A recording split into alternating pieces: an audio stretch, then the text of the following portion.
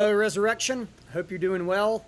Coming to you with an update a little bit earlier this week, just because of the nature of things going on with us this weekend. A lot of big things happening at church this week. We launched our fall edition or 2021 edition of our RPI groups. These are our intensive small group Bible studies. The men and the women now are off and meeting, and we're really encouraged and grateful for what's going on with these groups. Really grateful for Leanne Webster's work, and especially on the women's side of things, getting those together, and Lizzie assisting her as well. And so we're really looking forward to a great year in those groups. Thankful to our facilitators and leaders, and that's just going to be a great avenue of ministry for us. Also, hopefully you know we have 2 services starting this Sunday. We've filled our service at 9:30 a.m. for the last 6 weeks. That's up to 140 people registered each week, and so clearly we think it's time and a good opportunity to give more chance for people to come and to worship. So beginning this Sunday, September the 20th, we will have a 9 a.m. and a 10:30 a.m. service, same place. We will offer limited childcare at the 9 a.m. service. You will check your children in before the service starts at 9 a.m. In fact, we need them to be checked in much closer to 8:50, 8:45, or 10 till. And you'll do that at the beginning of the service. They will not come into the service with you if you're going to take advantage of childcare. You have to register for that. You will also pick them up the same place you drop them off, which is outside in the courtyard. You'll get many more details about this tomorrow with a video and other instructions from Leanne and Lizzie. But as it relates to the church service, you just need to register either for 9 or 10:30. Kids are still welcome in the service if the child care is filled up, or if you're just not comfortable putting your children in child care. We will continue to seat you in assigned seats and dismiss you row by row. That first service will need to go ahead and clear on out pretty swiftly, as we don't have a lot of space or time in between the 2 services.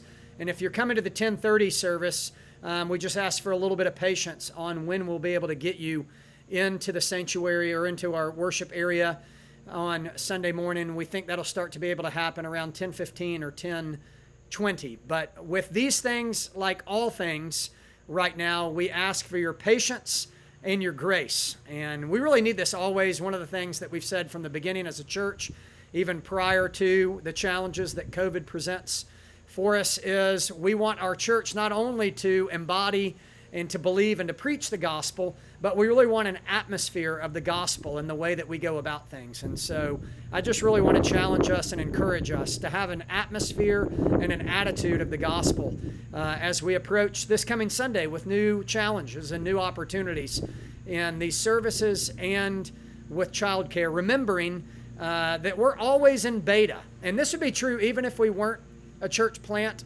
but definitely we're a church plant, less than 3 years old, and we're still figuring things out. And then you throw a pandemic into the mix there, and the bottom line is we just need some space to be able to develop good protocols and guidelines. And you've been really great about that. I love that our church has a real sense of service and a real attitude of grace in the gospel, because we're always in beta.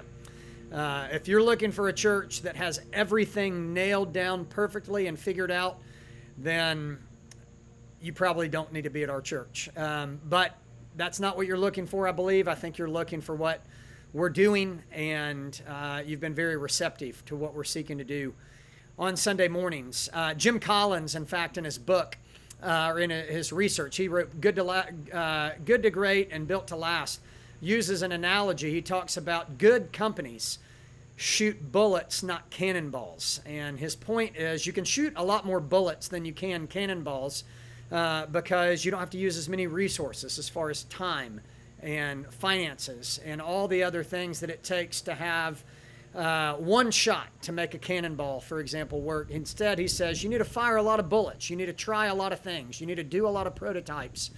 And fire at these things, and when you hit something, fire more bullets. And so that's what we're doing. We're trying to shoot with bullets, not cannonballs, as we approach these new changes, knowing that we'll need to improve things along the way, and we're committed to doing that. So, but the big thing is we're celebrating the need for 2 services and the opportunity to be able to offer 2 services for you this Sunday and to be able to offer limited child care at the 9 a.m. service only beginning this Sunday. Also, we'll conclude our Psalms of Ascent series this Sunday with Psalm 134, and I just want to close our time today by reading Psalm 134, which is specifically about worship. Come, bless the Lord, all you servants of the Lord, who stand by night in the house of the Lord. Lift your hands up to the holy place and bless the Lord. May the Lord bless you from Zion, he who made heaven and earth. Guys, thanks for listening to this. Thanks for being a part of us.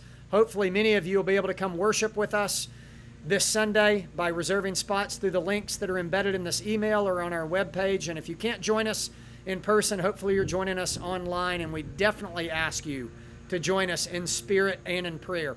Thanks. Have a great weekend.